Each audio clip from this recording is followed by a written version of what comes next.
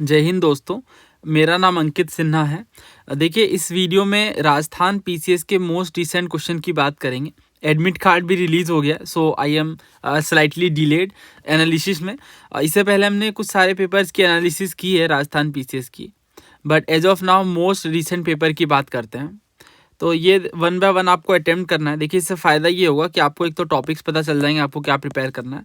इसके बाद एक जो हमारी बैच है, अगर आप उसमें भी एनरोलमेंट करो तो लास्ट टाइम में भी आप रिवीजन कर सकते हो पीडीएफ्स के थ्रू, वो मैं अप्रोच बता दूंगा। और अगर आप इन वीडियोज़ को अदर एग्जाम के लिए भी देख रहे हो तो भी काफ़ी हेल्पफुल होगा। वीडियो पोस्ट करके आपको पहले अटेम्प्ट करना है, देन आगे बढ़ना है।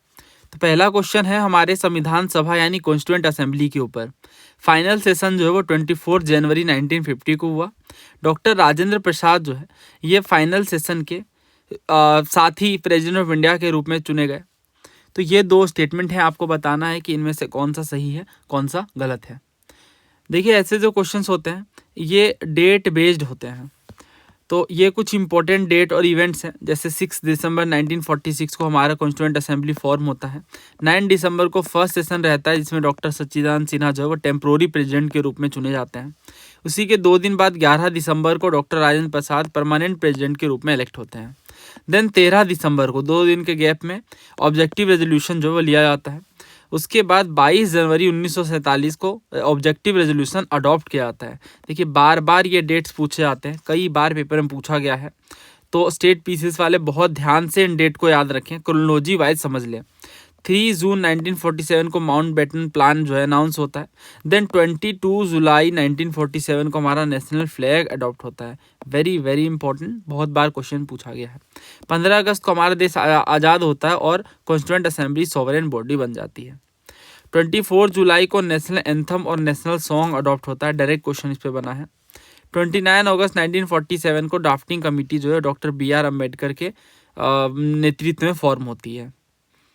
देन 21 फेब को फर्स्ट ड्राफ्ट होता है हमारे संविधान का पब्लिश्ड। उसके बाद ड्राफ्ट कॉन्स्टिट्यूशन इंट्रोड्यूस होता है 4 नवंबर को। देन 26 नवंबर को जैसा कि हमें पता है कॉन्स्टिट्यूशन अडॉप्ट होता है, इसी वजह से हम 26 नवंबर को कॉन्स्टिट्यूशन डे मनाते हैं। देन 24 जनवरी को हमारा लास्ट सेशन होता है ना, और उसके 2 दिन बाद हमारा संविधान इफेक्ट में आ जाता है। तो ये दोनों डेट्स आपको याद रखनी है कि लास्ट सेशन जो है 24 जनवरी को होता है। हर बुक में कवर्ड है, लक्ष्मीकांत वगैरह में भी, और इम्पॉर्टेंट है। ठीक है, तो पहला सही है।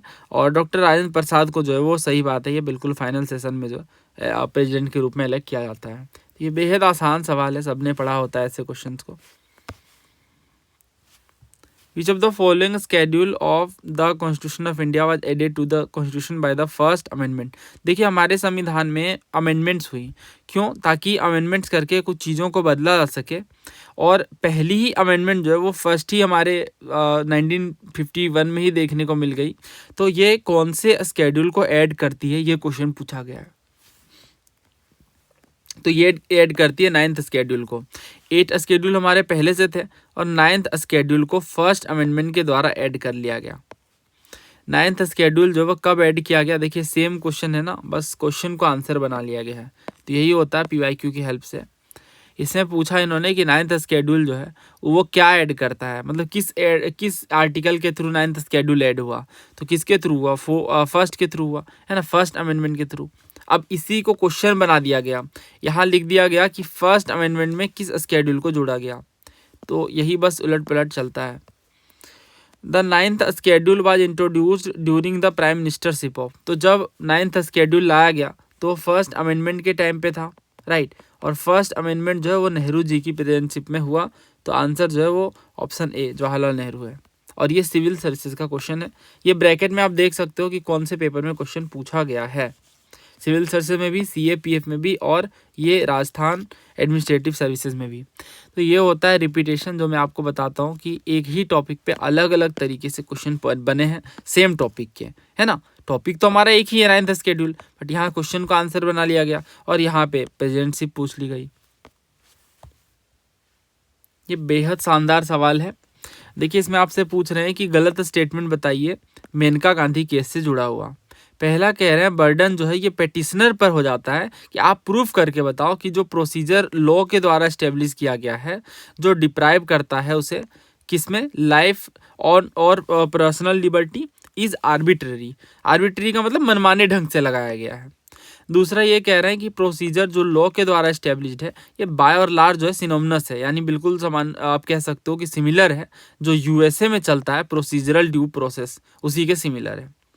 तीसरा ये कह रहा है आर्टिकल 21, 19 और 14 जो ये म्यूचुअली एक्सक्लूसिव नहीं है। और चौथा ये कि जो राइट टू लाइफ है इसमें the right to live with dignity है, यानी सम्मान के साथ, इज्जत के साथ, गरिमा पूर्वक जीने का अधिकार भी शामिल है। तो ये है क्वेश्चन। देन यहाँ पे एक और क्वेश्चन है सीएपीएफ का, ये तो इससे भी ज़्यादा शानदार सवाल है। तो इन दोनों का आप पहले अटेम्प्ट करिए, देन मैं समझाता हूँ।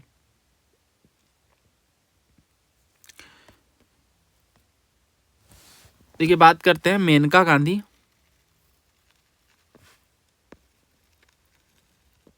वर्सेस यूनियन ऑफ इंडिया, 1978 का ये केस है। बेहद इंपॉर्टेंट है, बहुत ध्यान से सुनिएगा, बहुत सारे क्वेश्चन यहाँ से आपको देखने को मिलेंगे। देखिए बैकग्राउंड में समझाता हूँ। बैकग्राउंड तो यही है कि मेनका गांधी जी का पासपोर्ट जो है ये गवर्नमेंट जब्त कर लेती है पासपोर्ट एक्ट 1967 को लगा करके, और कोई प्रॉपर रीज़न नहीं बताती है, बस उनका पासपोर्ट जब्त कर लेती है। तो अब मेनका गांधी जी इसी बात को सुप्रीम कोर्ट में जो है वो चैलेंज करती हैं इस डिसीजन को, और ये बोलती हैं कि हमारे मतलब मेरे फंडामेंटल राइट के आर्टिकल 21, 19 और 14 का वायलेशन हुआ है। ये चैलेंज किया आता है सुप्रीम कोर्ट में बाय मेनका गांधी। ठीक है, ये है बैकग्राउंड। बैकग्राउंड जरूरी समझना। अब हमारे कोर्ट के पास, सुप्रीम कोर्ट के पास क्या क्या चैलेंजेस हैं। मेनका गांधी ने, ये मैं लिख देता हूँ ब्रीफ में, कि इनका पासपोर्ट इम्पाउंड कर लिया गया ताकि ये आपके रिवीजन में हेल्प करे। पासपोर्ट इम्पाउंडेड, तो she challenge this on supreme court. किस चीज के बिहाफ में, कि आर्टिकल कौन कौन से 21, 19 और 14 का वायलेशन हुआ है। ठीक है, तो अब सुप्रीम कोर्ट के पास क्या क्या चैलेंजेस हैं। पहली चीज ये कि जो प्रोसीजर इस्टेब्लिश्ड बाय लॉ है, जो कि अंडर आर्टिकल 21 देखने को मिलता है, तो इसका मतलब क्या है, कोई भी लॉ अगर ये आर्बिट्री हो, अगर कोई आर्बिट्री लॉ हो यानी बेबुनियादी कानून हो, तो क्या वो भी शामिल है। पहला सवाल ये था। दूसरा ये कि क्या कोई कनेक्शन है, क्या कोई कनेक्शन है बिटवीन आर्टिकल 21, 19 एंड 14। तीसरा सवाल ये था कि क्या जो नेचुरल जस्टिस का प्रिंसिपल है ये अप्लाई हो सकता है फंडामेंटल राइट को रिस्ट्रिक्ट करते time. Principle of natural justice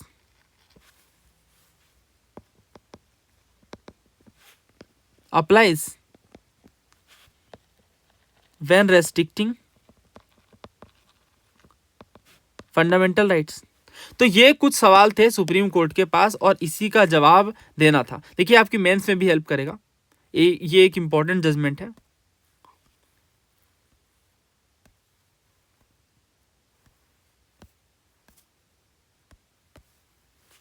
तो अब सुप्रीम कोर्ट का वर्डिक्ट क्या आया वो ध्यान से समझिएगा। ये तो सवाल थे, की इशूज थे। नाउ सुप्रीम कोर्ट के वर्डिक्ट की बात करते हैं। तो सबसे पहली चीज ये कि जो आर्टिकल 21 है, आर्टिकल 21 का जो इंटरप्रिटेशन है बेसिकली उसे एक्सपेंड कर दिया गया। अब इसमें सुप्रीम कोर्ट का ये कहना है कि जो प्रोसीजर इस्टेब्लिश्ड बाय लॉ है, प्रोसीजर इस्टेब्लिश्ड बाय लॉ है, ये फेयर होना चाहिए पहली चीज।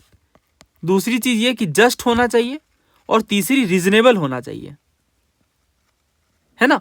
यहां पे कोई आर्बिट्रीनेस नहीं चलेगा, कोई भी ऐसा नहीं है कि इसमें हर मनमानी बात वाली मान ली जाएगी। ये पहली चीज ये कि फेयर होना चाहिए, न्याय संगत होना चाहिए, तर्क संगत होना चाहिए। It shouldn't be arbitrary and oppressive. समझ आ गया ना, आर्टिकल 21 के बारे में ये कह रहा है। और इसी में ड्यू प्रोसेस ऑफ लॉ के कॉन्सेप्ट को भी इंट्रोड्यूस कर लिया गया। सेकेंड थिंग कि due process of law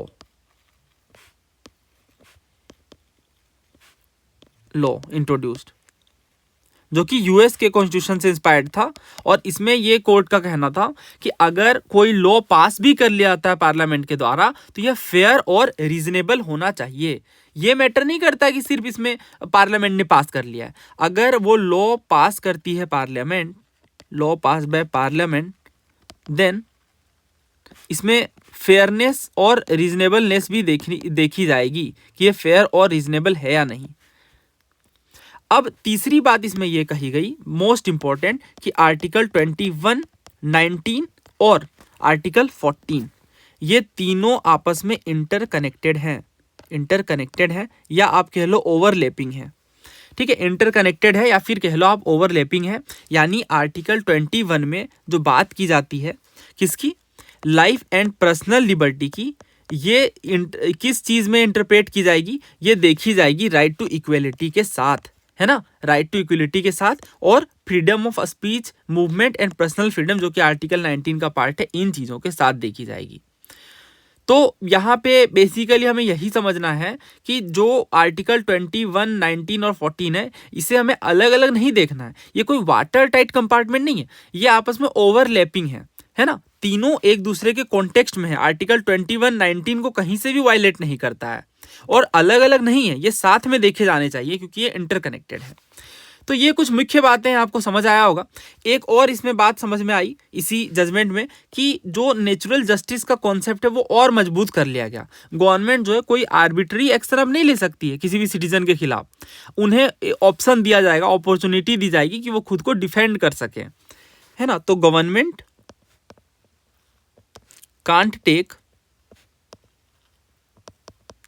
arbitrary actions against a citizen. ठीक है, अच्छा इसका इंपैक्ट क्या निकल कर गया है, बहुत सारे इंपैक्ट निकल कर आए। पहली चीज तो ये कि फंडामेंटल राइट के स्कोप को एक्सपैंड कर दिया गया, है ना, और भी PIL वगैरह पर भी जोर दिया गया। तो ये सब चीजें जो है देखने को मिली। अब आते हैं क्वेश्चन पे। तो पहले ये कहा गया कि बर्डन लाई करता है पेटिशनर पे कि वो प्रूव करे जो प्रोसीजर एस्टेब्लिश बाय लॉ है। देखिए ऐसा कुछ नहीं है, पेटिशनर क्यों प्रूव करेगा, ये बात तो समझ भी आता है कि ये गलत है साफ तौर से। जो बर्डन है ये पेटिशनर पे नहीं लाई करता है, because Maneka Gandhi versus union of India case में the supreme court ruled that the burden of proof lies on the state.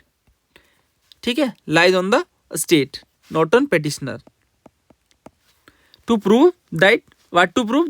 To prove that the procedure established by law is fair, just and reasonable, है ना। State को ही proof करना है कि जो यहाँ पे बेसिकली पेटिशनर की बात है कि वो फेयर या रीजनेबल है या नहीं। तो इस चीज की जिम्मेदारी स्टेट को है, ना कि प्रॉपर पेटिशनर को। और इसी में आर्टिकल 21 के केस को एक्सपेंड कर दिया गया और कहा गया no person can be deprived of life of personal liberty by an arbitrary, unfair और अनरीजनेबल लॉ। यानी अगर किसी की आर्टिकल 21 को देखना है कि वो चीज इंश्योर हो रही है या नहीं, तो वो फेयर होनी चाहिए। ठीक है, दूसरा कह रहे हैं procedure establish by law is synonymous, मतलब सिमिलर है। हाँ बिल्कुल सही बात है। प्रोसीजरल ड्यू प्रोसेस जो कि अमेरिका का कॉन्सेप्ट है, वहीं से हमने प्रोसीजर इस्टेब्लिश बाय लॉ के कॉन्सेप्ट को लिया है जो कि USA का कॉन्सेप्ट है।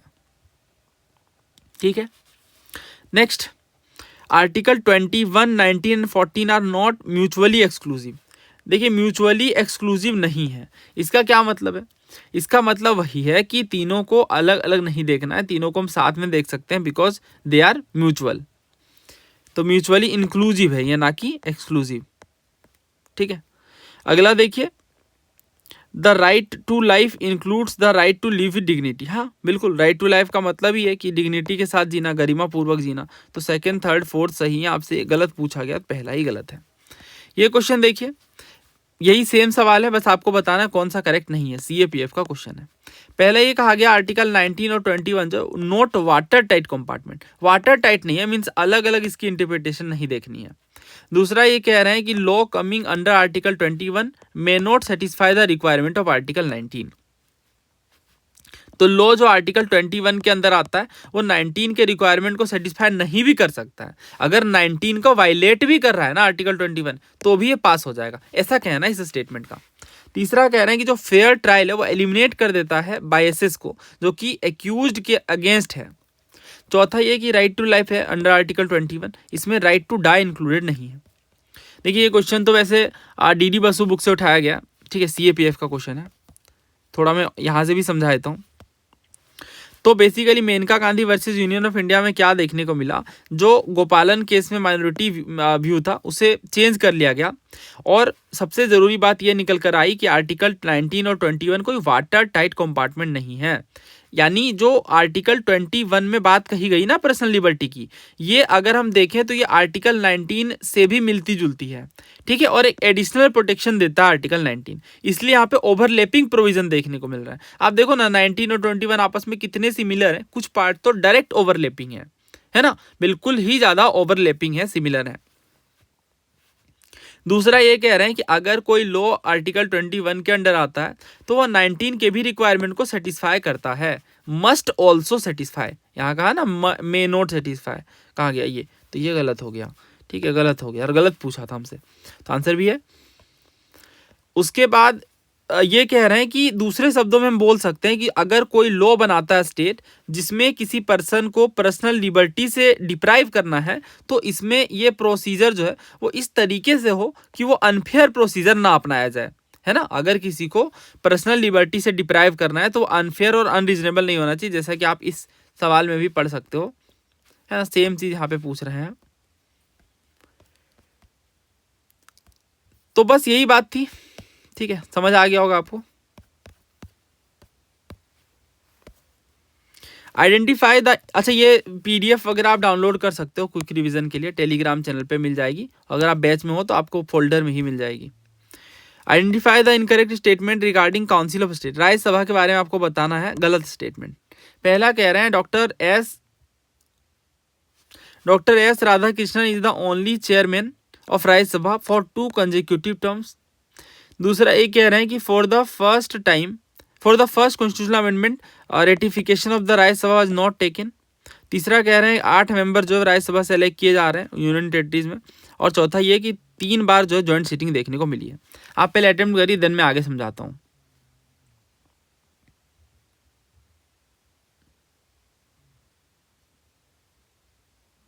ऑल राइट, उम्मीद है आपने अटेम्प्ट किया होगा। तो देखिए इसका सही आंसर क्या है वो समझते हैं, बट इससे पहले काम की बातें समझते हैं। पहली चीज़ ये कि जो राज्यसभा के फर्स्ट चेयरमैन है वो डॉक्टर एस राधाकृष्णन है। बिकॉज आपको पता होगा कि जो राज्यसभा के चेयरमैन होते हैं वही वाइस प्रेसिडेंट होते हैं, है ना, वही वाइस प्रेसिडेंट होते हैं। तो पहला कह रहे हैं ओनली चेयरमैन है 2 कंसेक्यूटिव टर्म्स वाले, यानी दूसरे शब्दों में कहें तो ये सवाल आपसे ये पूछ रहा है ना कि 2 बार लगातार वाइस प्रेसिडेंट कौन बने। केवल डॉक्टर एस राधाकृष्णन बने? देखिए ऐसा नहीं है ना, केवल डॉक्टर एस राधाकृष्णन तो नहीं बने। 2007 से लेकर 2017 तक 2 कंसेक्यूटिव टर्म्स में vice president M Hamid Ansari भी बन चुके हैं।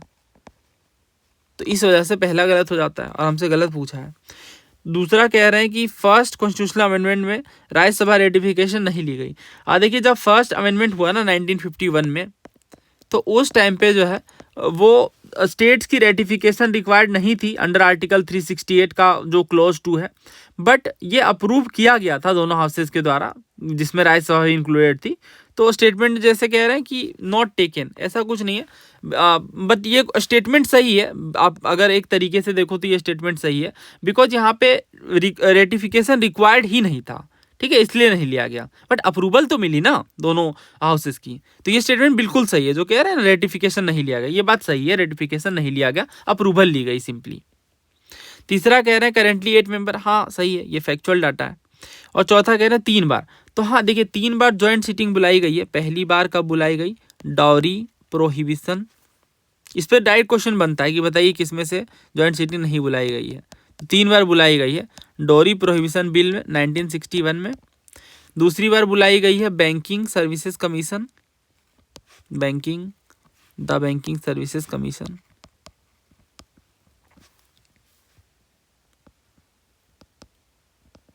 जो कि एक रिपील बिल था 1978 में। और तीसरी बार बुलाई गई the prevention of terrorism bill, ठीक है। तो 3 बार जो है वो बुलाई गई है, याद रखिएगा, इंपॉर्टेंट है। अब सिविल सर्विस में ऐसे क्वेश्चन बन रहे हैं ईयर बेस्ड, तो ये इंपॉर्टेंट हो जाता है।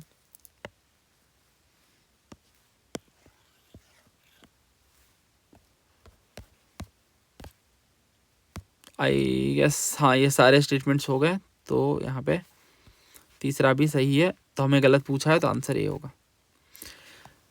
नो कॉन्फिडेंस मोशन के बारे में आपसे पूछा जा रहा है। देखिए नो कॉन्फिडेंस मोशन के बारे में बहुत ज़्यादा सवाल है, तो वो सारा सवाल अभी मैंने नहीं लिया है, वो हमने बैच में कवर किया और एक बार यूट्यूब पे भी कवर किया वो ऑलरेडी।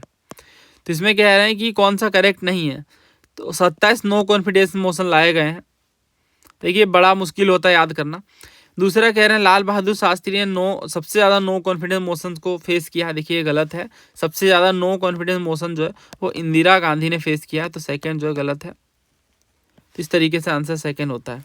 बाकी बिल्कुल सही है। The member who wants to move no confidence to give notice to speaker, सही बात है, लोकसभा स्पीकर को लिखित में जो है वो नोटिस देना पड़ता है।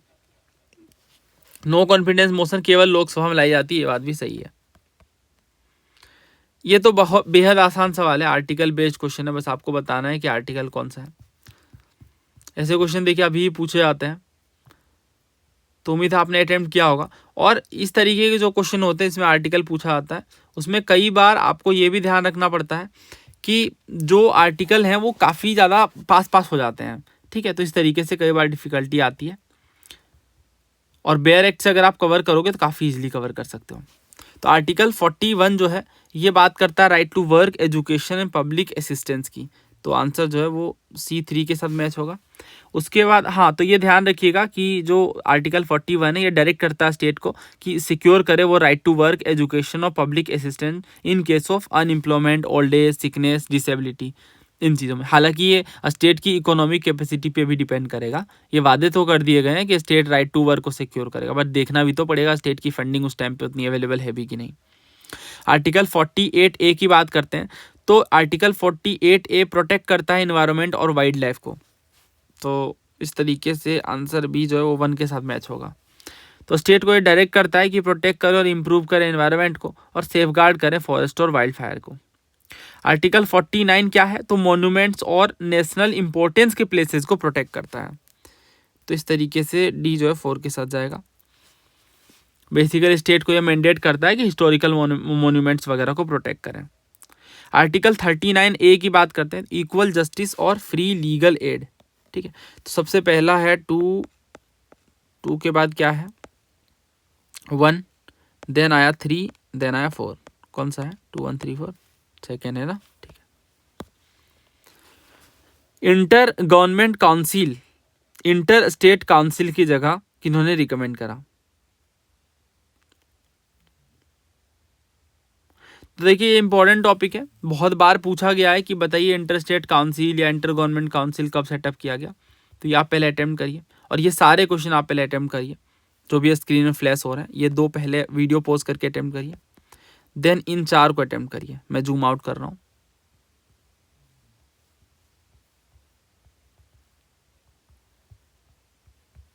ओके, उम्मीद है आपने अटेम्प्ट किया होगा। देखिए अटेम्प्ट करने से यही फायदा होता है, भले ही आंसर पता हो या ना हो, बट जब हम सोचते हैं, जोर लगाते हैं दिमाग में, तो काफ़ी सारी नई बातें पता चलती हैं, ठीक है। तो राजमन्नार कमीशन, पंछी कमीशन, एडमिनिस्ट्रेटिव रिफॉर्म्स कमीशन या सरकारिया कमीशन, तो ये क्वेश्चन पहले ही बहुत बार पूछा गया है। इसका सही आंसर जो है वो ऑप्शन 4 है, सरकारिया कमीशन, ठीक है। बेहद आसान सवाल है, कोई ऐसा पेपर ना हो जिसमें ये क्वेश्चन ना पूछा जाता हो, पता नहीं क्या ऑब्सेशन है। आप देखिए सेम क्वेश्चन बहुत सारे स्टेट पीसीएस में और अदर पेपर्स में भी पूछ लिया गया है। तो 1 बाय 1 डिस्कस करते हैं। यहाँ पे पूछा गया कि इंटर स्टेट काउंसिल को किस आर्टिकल में कॉन्स्टिट्यूट किया गया, तो आर्टिकल 263 में, ठीक है। फैक्चुअल है, याद रखिएगा, इंपॉर्टेंट है। यूनियन होम मिनिस्टर चेयरमैन होते हैं इंटर स्टेट काउंसिल के, और प्राइम मिनिस्टर जो है वो चेयरमैन होते हैं जनरल काउंसिल के। यहाँ पे दोनों बातें स्वैप कर दी गई हैं। असल में यूनियन होम मिनिस्टर जो है वो जनरल काउंसिल के चेयरमैन होते हैं, और जो प्राइम मिनिस्टर होते हैं ये इंटर स्टेट काउंसिल के चेयरमैन होते हैं, ठीक है। तो इस तरीके से दोनों गलत है, तो आंसर डी है। मैं पहले ब्रीफ में समझा देता हूँ आपको। सबसे पहले बात करते हैं इंटर स्टेट काउंसिल की। इंटर स्टेट काउंसिल, नाम से समझिए, इंटर स्टेट काउंसिल एक तरीके की कॉन्स्टिट्यूशनल बॉडी है। पहली बात आपको यही समझनी है, एक कॉन्स्टिट्यूशनल बॉडी है, और इसका काम क्या है, नाम से समझ आ रहा है, इंटर स्टेट, अंतर राज्य, यानी स्टेट्स के बीच और सेंट्रल गवर्नमेंट के बीच कोऑपरेशन बढ़ाने का काम करती है, ठीक है। It works to facilitate coordination and cooperation between states and central government. ठीक है, तो एक तरीके का मंच है, फोरम है, जिसमें डिस्कशन किया जाता है कॉमन इंटरेस्ट और डिस्प्यूट्स रिगार्डिंग अमोंग स्टेट्स। तो इंटर स्टेट काउंसिल जो है आर्टिकल 263 के अंदर इस्टेब्लिश हुई है, और इसमें कॉम्पोजिशन समझिए, कॉम्पोजिशन इंपॉर्टेंट है, यानी कौन कौन होते हैं इंटर स्टेट काउंसिल में। तो सबसे पहले चेयरमैन होते हैं प्राइम मिनिस्टर। ठीक है, मेंबर्स में कौन कौन होते हैं, मेंबर्स में चीफ मिनिस्टर भी होते हैं सारे स्टेट्स के। उसके अलावा यूनियन टेरिटरीज के भी चीफ मिनिस्टर होते हैं, तो मैं लिख देता हूँ स्टेट्स एंड यूटीज बोथ। वैसे यूनियन टेरिटरी जिनमें लेजिस्लेटिव असेंबली, ऑब्वियसली बिना लेजिस्लेटिव असेंबली के सीएम कैसे होंगे। उसके बाद administration of union territories without legislative assembly, और जिसमें अगर लेजिस्लेटिव असेंबली नहीं है वैसे के एडमिनिस्ट्रेटर है ना, एडमिनिस्ट्रेटर होते हैं उनमें, एडमिनिस्ट्रेटर। इसके अलावा 6 यूनियन कैबिनेट के मिनिस्टर भी होते हैं, जो कि प्राइम मिनिस्टर रिकमेंड करते हैं, यूनियन कैबिनेट मिनिस्टर। फंक्शंस क्या क्या है, तो यही देखना, नाम समझ आ रहा है, स्टेट्स को किस तरीके से हेल्प की जाए, एक तरीके का मंच बना करके चीजें डिस्कस की जाए। ना बात करते हैं जोनल काउंसिल की। जोनल काउंसिल, तो जोनल काउंसिल जो है वो अगेन स्टेट और यूनियन टेरिटरीज के बीच अब हेल्प करता है, कोऑपरेट करता है। ठीक है, इसके अलावा रीजनल इश्यूज वगैरह एड्रेस करने में, जो स्पेसिफिक जोन में राइज होते हैं उनके प्रॉब्लम्स को सॉल्व करने में ये काम करता है मेजरली जोनल काउंसिल। कब इस्टेब्लिश हुआ, तो देखिए ये 1956 में इस्टेब्लिश होता है, established by the states reorganisation act 1956। तो ये डायरेक्ट पूछ लेते हैं, ठीक है, ध्यान रखिएगा। 5 जोनल काउंसिल हैं, कौन कौन से, नॉर्दर्न है, सेंट्रल है, ईस्टर्न है, वेस्टर्न है और सदर्न है। कॉम्पोजिशन में कौन कौन है, सबसे पहले चेयरमैन की बात करते हैं। चेयरमैन है होम मिनिस्टर, प्राइम मिनिस्टर नहीं, होम मिनिस्टर, ध्यान रखिएगा। ठीक है, और वाइस चेयरमैन कौन है, वाइस चेयरमैन, वाइस चेयरमैन में है चीफ मिनिस्टर होस्ट स्टेट के, यानी जहाँ पे होगा उस स्टेट के सीएम जो है वही वाइस चेयरमैन बन जाते हैं, और ये रोटेशन में होता है, हर साल रोटेशन होती है इसमें। मेंबर्स कौन कौन है, तो सीएम वगैरह है, इसके अलावा 2 अदर मिनिस्टर होते हैं हर स्टेट से। फंक्शंस क्या क्या है, तो समझ आता है कि यही जो प्रॉब्लम्स हैं, इशूज़ हैं, इकोनॉमिक प्लानिंग, सोशल प्लानिंग, इन चीज़ों को लेकर डील करना, कोऑपरेटिव एफर्ट्स को बढ़ावा देना और सोशल और इकोनॉमिक डेवलपमेंट को बढ़ाना। नेक्स्ट देखिए, Who among the following is empowered to establish the interstate council. तो इंटरस्टेट काउंसिल को सेटअप करने का काम कौन करता है, प्रेसिडेंट करते हैं। ठीक है, तो आंसर इसका बी है। इंटरस्टेट काउंसिल 1990 में किनके रिकमेंडेशन पर सेटअप हुआ, अभी हमने पढ़ा ना ये सेम क्वेश्चन। तो इस तरीके से डायरेक्ट रिपीटेशन होता है, सारे ही सारे पेपर जो है वो आपस में इंटरकनेक्टेड है और रिपीटेड है।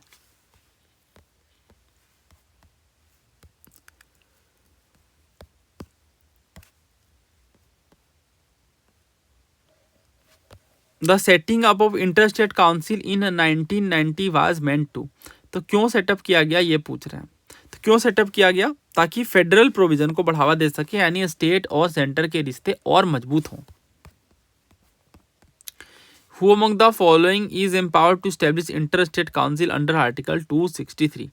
तो कौन एम्पावर्ड है, ऑब्वियसली प्रेसिडेंट एम्पावर्ड है, तो आंसर क्या है सी। नेक्स्ट ये क्वेश्चन देखिए, इसमें बोल रहे हैं कि आप बताइए कौन सा यहाँ पे करेक्ट है। पहला ये कि इंटरस्टेट काउंसिल जो है वो इंक्वायर कर सकती है स्टेट्स के बीच के डिस्प्यूट्स को, और दूसरा ये कि it can not investigate subjects involving the union, जिसमें यूनियन इन्वॉल्व है उन सब्जेक्ट्स को ये इन्वेस्टिगेट नहीं कर सकती। कैसी बात कर रहे हैं ये, क्यों नहीं करेंगे, जब यूनियन और स्टेट की ही बात है और यूनियन शामिल है तो नहीं करेंगे। ठीक है, तो ये आसान सवाल होते हैं। अगर हम बात करें इंटरस्टेट काउंसिल के चेयरमैन की, तो अब आप बताओ, अभी हमने ये कवर किया ना, प्राइम मिनिस्टर होते हैं। ठीक है, आर्टिकल 263 में बात की गई है इंटर स्टेट काउंसिल के एस्टेब्लिशमेंट की, जिससे कोऑर्डिनेशन को बढ़ावा दिया जा सके। The Lok Sabha elections of 1989 marked the end of what political scientists have called the Congress system। यानी 1989 में यानी 1989 में जो लोकसभा का इलेक्शन हुआ, इसमें कांग्रेस सिस्टम को का एंड देखने को मिला। और दूसरा ये कह रहे हैं कि इंडियन नेशनल कांग्रेस जो है वो सिंगल लार्जेस्ट पार्टी के रूप में 1989 के इलेक्शन में उभर कर आती है। देखिए जो क्वेश्चन है ना, ये स्पेसिफिकली आपको तो 12th क्लास की बुक है उसमें भी देखने को मिल जाएगा, पॉलिटिकल साइंस वाली। एनसीईआरटी इंपॉर्टेंट होती हैं, इसलिए हमने कवर किया है कंप्लीट बैच में। Recent developments in Indian politics, तो 1990 के दशक में क्या हो रहा था 1990s में, ये पहले बताया गया है।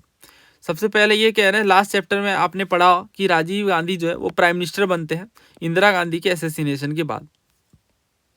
तो उसमें क्या होता है 1984 में बहुत मैसिव विक्ट्री होती है कांग्रेस की। देन क्या होता है कि 1989 का टाइम अलग होता है। इस टाइम पे क्या होता है 415 सीट लोकसभा में जो है वो जीतती हैं, बट 1984 के मुकाबले अगर हम देखें तो केवल 197 रह जाती हैं। ठीक है, जो 415 सीट थी 1984 में, और ये घटकर केवल 197 रह गई हैं बस 5 सालों के दरमियान, है ना। तो ये चेंज कैसे आया, देखिए आपको भी समझ आया, मुझे भी समझ आता है कि क्या रीज़न रहे होंगे 1984 में इतने ज़्यादा सीट्स के। ऑब्वियसली सेंटिमेंटल चीज़ें थी, और भी रीजंस थे, कई सारे रीजंस हैं, एक कारण नहीं होता है। बट हमें ये समझना है कि 1989 में जो है वो 197 सीट्स ही बची हैं। तो कांग्रेस जो है वो अपने परफॉर्मेंस को इम्प्रूव करती है और वापस पावर में आती है 1991 के बाद। लेकिन 1989 का इलेक्शन अपने आप में बहुत इंपॉर्टेंट है, बिकॉज इस टाइम पे हम कह सकते हैं, क्योंकि पॉलिटिकल साइंटिस्ट कहते हैं कि ये कांग्रेस सिस्टम का एंड हो गया है। पॉलिटिकल साइंटिस्ट क्या कहते हैं, बेसिकली खास तौर से रजनी कोठारी जी, इन्होंने ही ये टर्म दिया है कांग्रेस सिस्टम का। काफ़ी फेमस पॉलिटिकल फिलोसोफर है रजनी कोठारी जी। तो इन्होंने ये कहा कि Indian national Congress dominant party थी, तो उसका सूर्य अस्त हो गया है, द सन है सेट, ठीक है, कांग्रेस सिस्टम का। तो हालांकि देखिए कांग्रेस पावर 1977 में बेशक लॉस कर देती हैं, बट अगेन ये 1980 में मेजोरिटी में आती हैं, है ना। तो बट 1989 में क्या होता है, बहुत सारे चेंजेस होते हैं, कांग्रेस जो है मेजोरिटी सीट जीतने में नाकामयाब होती है, और इसी के साथ ही क्या होता है कि कोएलिशन गवर्नमेंट बन जाती है। वीपी सिंह के द्वारा कोएलिशन गवर्नमेंट फॉर्म कर दी जाती है, और एक्सटर्नल सपोर्ट बीजेपी का लेके और लेफ्ट फ्रंट का लेके। तो इससे आप कह सकते हो कि वन पार्टी डोमिनेंस था ना, कि एक ही पार्टी डोमिनेट कर रही है, वो चीज़ खत्म हो जाती है और कोएलिशन एरा शुरू हो जाता है ना, गठबंधन सरकार शुरू हो जाता है 1989 के बाद। इसलिए कहते हैं कि 1989 का इलेक्शन जो है वो ट्रूली रिप्रेजेंट करता है कांग्रेस सिस्टम के एंड को, बिकॉज इसके बाद इंडिया जो है वो मल्टी पार्टी कोएलिशन गवर्नमेंट की तरफ बढ़ गया है। इसमें जो दूसरा स्टेटमेंट कहा गया कि Indian national Congress single largest party के रूप में उभर कर आती है, देखिए ये बात सही है। 9th लोकसभा इलेक्शन जो कि 1989 है, इसमें इंडियन नेशनल कांग्रेस 197 सीट्स जीतती हैं, और इससे ये सिंगल लार्जेस्ट पार्टी बन जाती हैं। हालांकि सरकार नहीं बना पाती, क्योंकि अदर पार्टी जो है, जैसे नेशनल फ्रंट हो गए, जिसे जनता दल लीड कर रहा था, वो 143 सीट्स जीतता है। उसके बाद बीजेपी 85 सीट्स उस टाइम लेकर आती है। तो ये लोग मिलकर जो है कोएलिशन गवर्नमेंट बना लेते हैं, और जनता दल के विश्वनाथ प्रताप सिंह जी को प्राइम मिनिस्टर के रूप में चुन लिया जाता है ना। तो ये थी पूरी कहानी। तो ये दोनों बातें सही है अपने आप में, पूरी स्टोरी मैंने आपको समझा दी। आंसर जो वो ऑप्शन सेकेंड है, बोथ 1 and 2 आर करेक्ट। तो हालांकि कांग्रेस जो है वो लार्जेस्ट पार्टी थी, but still it lost power due to coalition politics. So this both statement are correct. अब ये आर्टिकल्स दिए गए और आपको मैच करना है, तो ऐसे क्वेश्चन बेहद आसान होते हैं। बस अगर आपको आर्टिकल्स याद हैं तो बहुत इजीली आप कर सकते हो। बेयर एक्ट के थ्रू ये चीज़ें कवर करनी होती हैं हमें। देखिए 148 में कैग की बात करता है कि ये कैग होंगे जो अपॉइंट करेगा president by warrant under his hand and seal, ठीक है। तो प्रेसिडेंट के द्वारा अपॉइंट किया जाएगा, और प्रेसिडेंट ही जो है वो रिमूव कर सकते हैं, है ना। 149 में बात की गई है ड्यूटीज और पावर की। कैग के क्या क्या ड्यूटीज और पावर होते हैं ये बताया गया है 149 में। उसके बाद 150 की बात करें, form of accounts of the union of the state, तो ये फॉर्म्स ऑफ अकाउंट की बात करता है 150, और 151 जो है वो ऑडिट रिपोर्ट की बात करता है।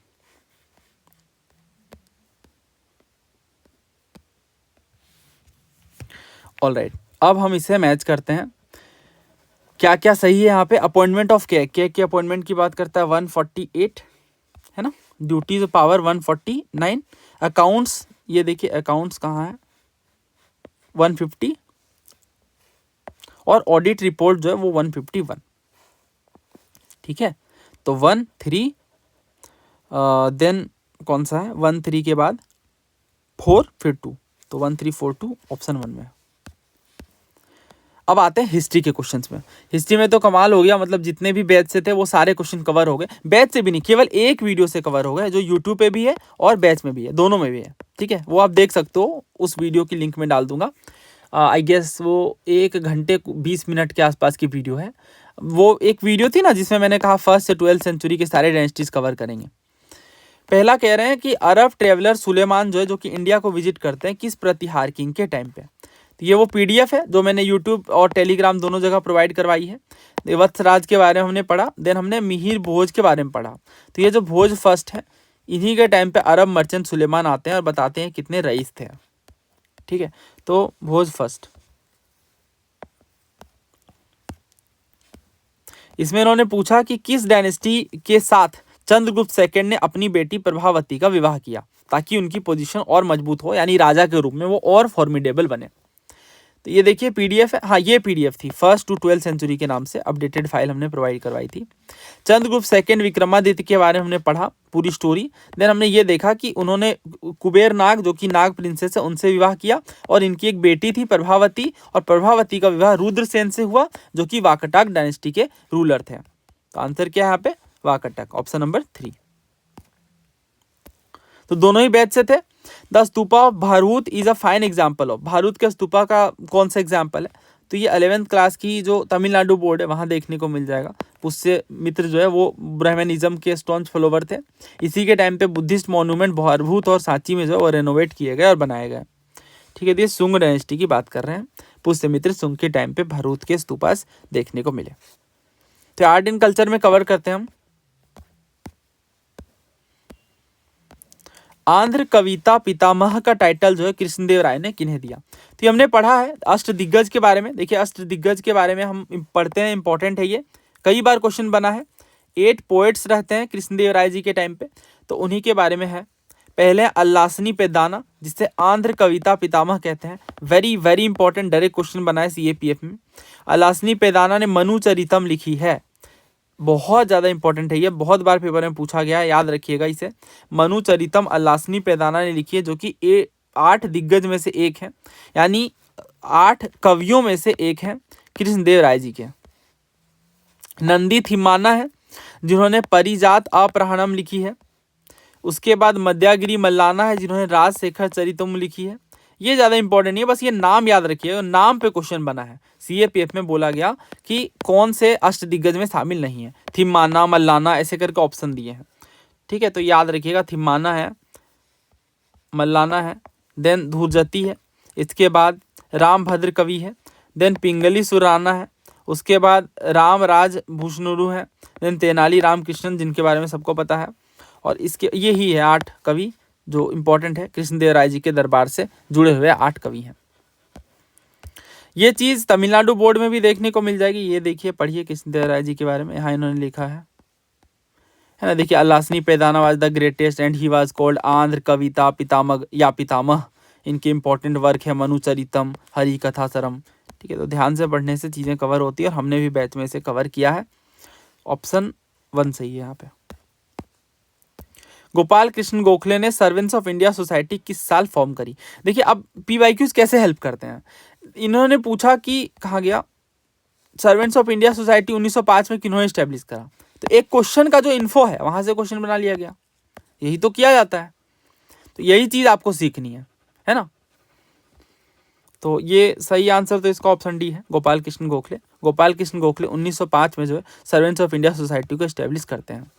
ठीक है, तो ये तो सेम क्वेश्चन है, यूपी पीसीएस में भी, और बहुत बार ये जो क्वेश्चन है ना, ये एक बार नहीं बहुत बार पूछा गया है, हर साल ये पेपर में पूछ ही लिया जाता है ऑलमोस्ट। नेक्स्ट देखिए, which of the following were the members of state reorganization commission formed by Indian government in August 1953। ठीक है, अगस्त 1953 में जो है वो स्टेट रीऑर्गेनाइजेशन कमीशन किनके द्वारा फॉर्म किया जाता है, ये आपको बताना है।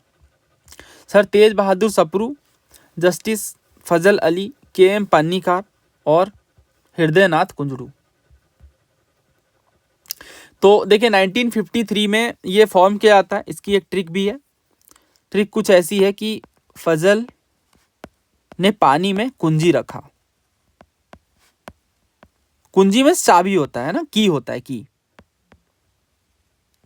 तो फजल अली पानी से पन्नीकार, कुंजी से कुंजरू। ठीक है, तो ये तीन लोग जो है वो 1953 में फजल अली कमीशन में शामिल थे। तो 2, 3, 4 यहाँ पे शामिल है। तेज बहादुर सप्रू नहीं थे, तो आंसर इसका ऑप्शन 3 है। लक्ष्मीकांत वगैरह हर बुक में कवर्ड है ये ऑलमोस्ट। तेज बहादुर सप्रू जी के बारे में कुछ बातें हैं जो इंपॉर्टेंट है, पूछी गई हैं पहले, तो वो मैं बता देता हूँ। पहली चीज तो ये कि गांधी इरविन पैक्ट में ये मीडिएटर थे, मीडिएटेड इन गांधी इरविन पैक्ट। इसके अलावा इन्होंने गांधी और अंबेडकर के बीच जब सेपरेट इलेक्टोरेट्स का मुद्दा चल रहा था, जो कि पूना पैक्ट वाला था, उसमें भी इन्होंने इंटरवीन करा था। और ये लिबरल पार्टी के लीडर थे। ये क्वेश्चन बड़ा पूछते हैं तो ध्यान रखिएगा। ठीक है, लिबरल पार्टी के लीडर थे, रिप्रेजेंट किया इन्होंने लिबरल पार्टी को। इसके अलावा नेहरू कमेटी रिपोर्ट में भी ड्राफ्टिंग में इन्होंने हेल्प करी। तो ये सब कुछ मुख्य बातें थी। क्वेश्चन तो बहुत पूछे गए हैं 1953 के फजल अली कमीशन पर, बट वो सेपरेटली हमने ऑलरेडी पढ़ा है। नेक्स्ट देखिए, कुछ ज्योग्राफी के क्वेश्चन देखते हैं। The Kashmir Himalaya are famous for Karewa formation. देखिए ये तो बिल्कुल मजाक का क्वेश्चन है। इसमें इन्होंने कहा लार्जेस्ट ऑफ ऑल दून। देखिए लार्जेस्ट ऑफ ऑल दून सबको पता है देहरादून है ना कि नालगढ़। सेकेंड आप उड़ा दो, आंसर आ जाएगा। तो ऑप्शन 3 यहाँ पे सही है। अब ये करेवा बड़ा पूछते हैं ना। देखो ये यहाँ पे इन्होंने पूछा करेवाज ऑफ कश्मीर किस तरह का डिपॉजिट है, तो ये लेकुस्टाइन डिपॉजिट है। लेकुस्टाइन मतलब लेक जैसे है ना, लेक जिसमें थे पहले। तो लेक में जब मिट्टियां जमा हुई आकर, तो वहां पे करेवा का फॉर्मेशन हुआ।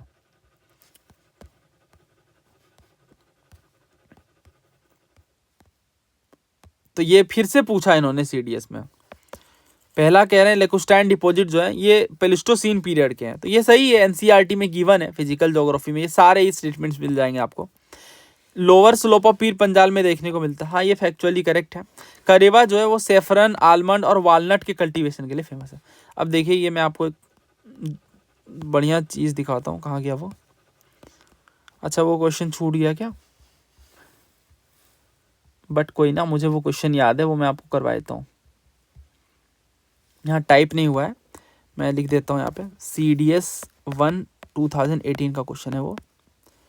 क्वेश्चन कुछ ऐसा है कि which of the following crop is not cultivated in karewas? The lacustrine deposit,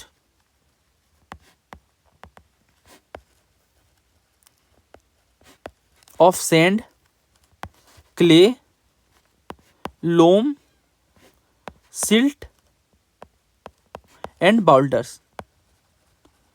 option है हमारे, पहला ऑप्शन है सेफरन, दूसरा ऑप्शन है आलमंड,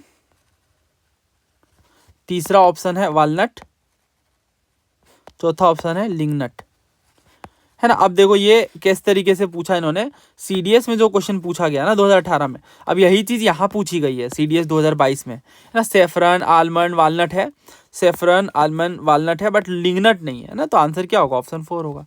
तो इस तरीके से पीवाईक्यूज। अभी देखिए कॉन्सेप्ट वही मैं बता रहा हूँ आपको कि क्वेश्चन एक ही है, कॉन्सेप्ट एक ही है, बट अलग अलग तरीके से पूछे जा रहे हैं। यहाँ पे 3 स्टेटमेंट फॉर्म कर दिया गया है, इसके एक स्टेटमेंट से क्वेश्चन निकाल लिया गया है। अब यहाँ एक वर्ड से क्वेश्चन निकाल लिया गया है। तो अब जैसे जैसे समय बढ़ रहा है वैसे वैसे मल्टी स्टेटमेंट क्वेश्चन आने लग रहे हैं। तो पूछा यहाँ पे कितना करेक्ट है, तो तीनों करेक्ट है। बट अपनी बेसिक अप्रोच अगर पता है तो डेफिनेटली हम कर ही लेते हैं ऐसे क्वेश्चन। हरियाणा सिविल सर्विस में पूछा था कि सिक्किम हिमालय करेवा के लिए फेमस है। गलत, सिक्किम नहीं, कश्मीर हिमालय है। अभी हम वही तो पढ़ रहे हैं। जाफरान की कल्टीवेशन होती है वैसे करेवा में। तो 1 गलत है, तो आंसर होगा बी। दूसरा सही है, करेवा जो है थिक डिपॉजिट है ग्लेशियल क्ले के, है ना, ग्लेशियल क्ले के और अदर मटेरियल के जो कि मोरेन्स में एम्बेडेड है। मोरेन्स एक तरीके का लैंडफॉर्म है, कुछ नहीं है, बहुत सिंपल है, वो ग्लेशियल में फॉर्म होता है, ठीक है। मोरेन, ये मैंने पढ़ाया है मोरेन के बारे में अलग से, एक लैंडफॉर्म्स पर मैंने वीडियो डाली है, वो आप कवर कर दीजिए, सारे कॉन्सेप्ट क्लियर हो जाएंगे। 75 से ज़्यादा PYQs हमने किए थे लैंडफॉर्म्स पर। भीमताल, पुलिकट, लोकटक या रूपकुंड। देखिए क्वेश्चन था NDA में, इसमें इन्होंने पूछा कि बताइए रूपकुंड लेक जो है वो किस स्टेट में है ना, रूपकुंड लेक जो है वो किस स्टेट में है, ये आपसे पूछा गया। तो रूपकुंड जो लेक है ये उत्तराखंड में है, ठीक है। रूपकुंड लेक कहाँ है, उत्तराखंड में। ये मिस्ट्री लेक भी कहते हैं रूपकुंड को मिस्ट्री लेक भी कहते हैं, यानी रहस्यमयी झील है, या कई बार इसे स्केलेटन लेक भी कहा जाता है। क्यों स्केलेटन लेक कहते हैं, क्योंकि ये चमोली डिस्ट्रिक्ट में है और यहाँ hundreds of ancient human skeleton देखने को मिलते हैं, यानी मनुष्य के स्केलेटन है, ह्यूमन स्केलेटन है। अब ये समझ नहीं आया अभी तक कि इतने सारे स्केलेटन यहाँ आए कैसे, बट ये विजिबल हैं। जब स्नो पिघल जाता है तो आप देखोगे कि ह्यूमन स्केलेटन देखने को मिलते हैं। इमेज देखना आप, काफ़ी हॉरिबल क्या ही रहेगी, स्केलेटन तो काफ़ी पुराने हो चुके हैं, बट हैं, ठीक है। तो ये ऑप्शन डी के साथ हम जाएंगे। और ये अगर आपको पता है कि हाँ ये उत्तराखंड में है तो बस आंसर निकल जाएगा, हिमाचल में नहीं है, उत्तराखंड में है, ठीक है। और गलत ही पूछा है। भीमताल, देखिए ताल वाले उत्तराखंड में मोस्टली, पुलिकट तमिलनाडु में है और ये सही है। देन लोकटक मणिपुर में। देखिए तमिलनाडु के अलावा एक और स्टेट में है पुलिकट, आप बताइए कौन से स्टेट में है, बहुत आसान है ये, बॉर्डरिंग में बेसिकली है। इसमें इन्होंने पहले भी पूछा है वैसे उत्तराखंड PCS में कि बताइए मिस्ट्री लेक किसे कहते हैं, तो मिस्ट्री लेक जो है वो रूपकुंड ही है ना, ऑप्शन सी सही है। नॉर्थ ईस्ट मानसून से किस स्टेट में वर्षा होती है। देखिए नॉर्थ ईस्ट वाले इस पार्ट में वर्षा करते हैं, नॉर्थ ईस्ट मानसून, तो ये गुजरात कोस्ट कहाँ से आ जाएगा, तो ये आप बी को एलिमिनेट करोगे तो आंसर भी आ जाएगा। ये सारा कुछ NCERT में, 9th क्लास की NCERT हम पढ़ते हैं, तो उसी टाइम पे मैं ये चीज़ें पढ़ाता हूँ। साउथ सदर्न आंध्र प्रदेश में है, कर्नाटक में है, तमिलनाडु में, ये वाला रीजन बेसिकली। तो बस ये थे कुछ सवाल। अब आपने देखा होगा कि ये इजी टू मॉडरेट क्वेश्चन है, जिसे टैकल किया जा सकता है PYQs की हेल्प से। तो PYQs आप बहुत थोरोली कवर करें, लास्ट टाइम में रिवीजन करें, रिवीजन सबसे ज़्यादा आपकी हेल्प करेगा। और PYQs के लिए जो हमारा बैच है जिसके रिगार्डिंग आप एक्स्ट्रा डिटेल्स ले सकते हैं, बहुत सिंपल है, ये इस नंबर पे आप व्हाट्सएप करके सारी डिटेल्स जो है वो ले सकते हैं। उम्मीद है आपको इस वीडियो से हेल्प मिलेगी। थैंक यू, जय हिंद।